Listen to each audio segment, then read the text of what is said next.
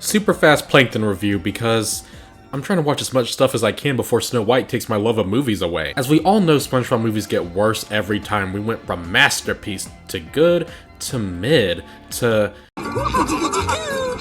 Guys, Dan Schneider isn't at Nick anymore. You know you can stop doing this, right? Honestly, after that, I wanted to skip Plankton the movie because 1, what the fuck, and 2, it was leaked online last year, so I'm the last human on Earth to see it. But hold up, strap in, because I'm about to say something crazy.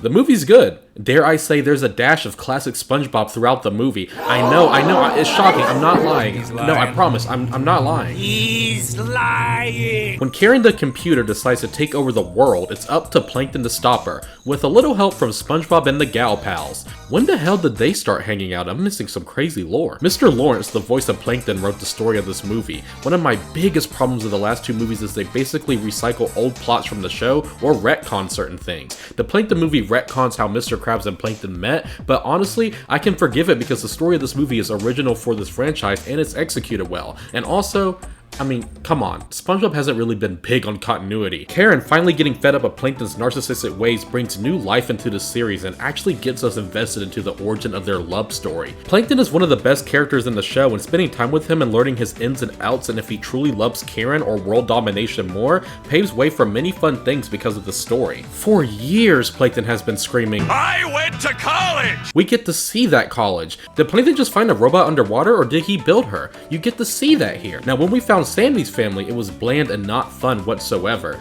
The reason why it's different here is because every time we see Plankton's uprising, it's animated in a different style to keep the entertainment value afloat. When I say there's dashes of classic SpongeBob vibes, what I mean is not every joke will have you cutting up, but there are some genuine clever interactions with Plankton and SpongeBob. Once again though, SpongeBob is the sidekick and he has his moments where he's annoying, but there is a moment where he gets mad and stands on business, just like he used to do. SpongeBob was naive back in the day, not just borderline stupid. So it's nice to see that old touch to his character here. Hey, I told you they were cooking a little bit here. What can I say? Also, it's finally nice to see Pearl and Mrs. Puff finally do something in one of these movies other than just be in the crowd. This film is a musical, however, and not every song hits. The musical is definitely not as good as this.